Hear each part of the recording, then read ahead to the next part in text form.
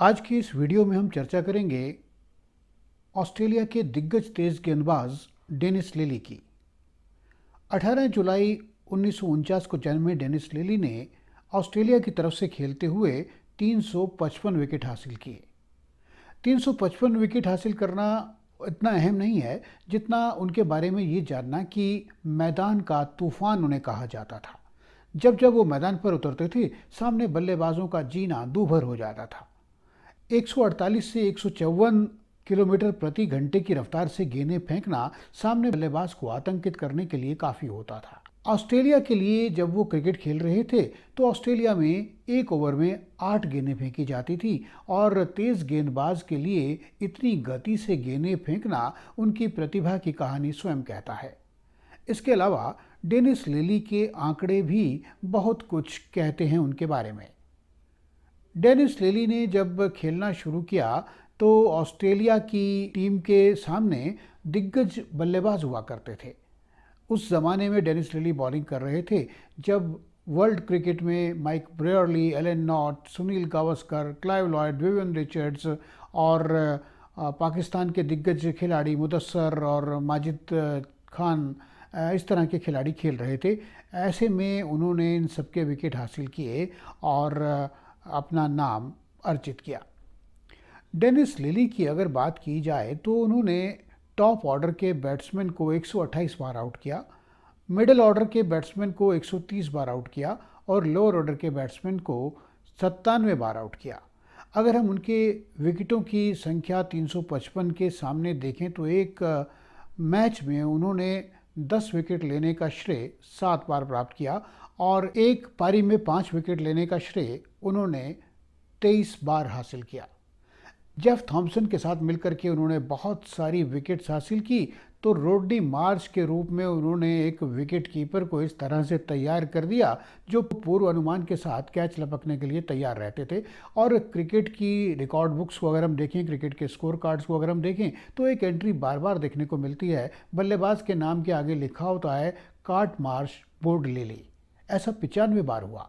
Lily और Marsh की जोड़ी इस तरह से हिट हुई कि जब ये दोनों रिटायर हुए, उन्हें सम्मान देने के लिए वाका के मैदान पर एक स्टैंड्स बनाया गया जिसे मार्श लिली स्टैंड कहा जाता है। एक और दिलचस्प बात इन दोनों के बीच में आती है। जब रोडनी मार्श और लिली रिटायर हुए तो दोनों के डिसमिसल्स की संख्या एक ही थी, 355। रोडनी मार्श ने 355 खिलाड़ियों को विकेट के पीछे आउट किया जबकि डेनिस लिली ने 355 खिलाड़ियों को गेंदबाजी करते हुए आउट किया। जहाँ तक डेनिस लिली की बात है तो उनके करियर में कई दौर ऐसे आए जब उन्हें चोटिल होना पड़ा और जिसकी वजह से शायद वो उतना लंबा क्रिकेट नहीं खेल पाए जितना कि उन्हें खेलना चाहिए था या जितनी कि उनमें प्रतिभा थी। उनकी गेंदबाजी की अगर चर्चा की जाए तो उनकी गेंदों में बहुत विविधता हुआ करती थी, चाहे वो यॉर्कर डालने की बात हो या बाउंसर डालने की बात हो या फिर चतुर परिवर्तन करने की बात हो पेस में अपने, या फिर गेंदों को दोनों तरफ कट करवाने की बात हो। इन सब के लिए उनके पास बेहद प्रतिभा थी और सभी हथियारों को वो बाखूबी इस्तेमाल किया करते थे और बल्लेबाजों को वो आउट किया करते थे।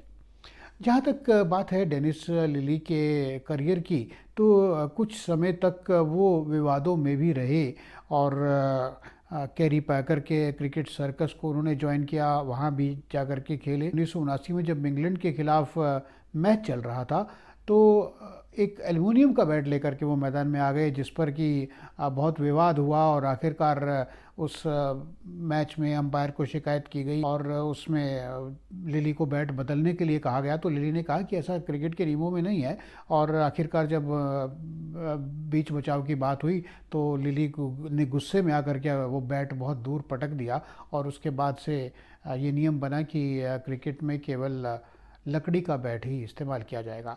कुछ भी हो, डेनिस लिली ने बहुत कहर बरपाया बल्लेबाजों पर। अपनी गेंदबाजी की प्रतिभा उन्होंने दिखाई और उन्होंने ये दर्शाया दुनिया को कि तेज़ गेंदबाजी वास्तव में होती क्या है। अपनी रिटायरमेंट के बाद उन्होंने युवाओं को प्रशिक्षित करना जारी रखा और भारत में भी एमआरएफ पेस फाउंडेशन के ज़रिए उन्होंने कुछ युवाओं को ट्रेनिंग दी, उन्हें तैयार किया क्रिकेट में तेज़ गेंदबाजी का माहौल पैदा करने के लिए, खास करके भारतीय परिस्थितियों में जिसे केवल स्पिन गेंदबाजी का देश कहा जाता था, वहाँ कई मध्यम गति के तेज़ गेंदबाज उभर कर के सामने आए और युवाओं ने इस कला को अपने साथ कहना चाहिए कि जोड़ा और उभर करके उन्होंने दुनिया को दिखाया कि भारत में भी अब तेज़ गेंदबाजी और मध्यम तेज़ गेंदबाजी का ज़माना आ गया है। तो डेनिस लिली की जो प्रतिभा है उसे हमें स्वीकार करना होगा, मानना होगा कि डेनिस लिली इस युग के महानतम खिलाड़ियों में शुमार थे और उनका जो गेंदबाजी करने का ढंग था वो निश्चित रूप से सराहनीय था और प्रभावशाली था।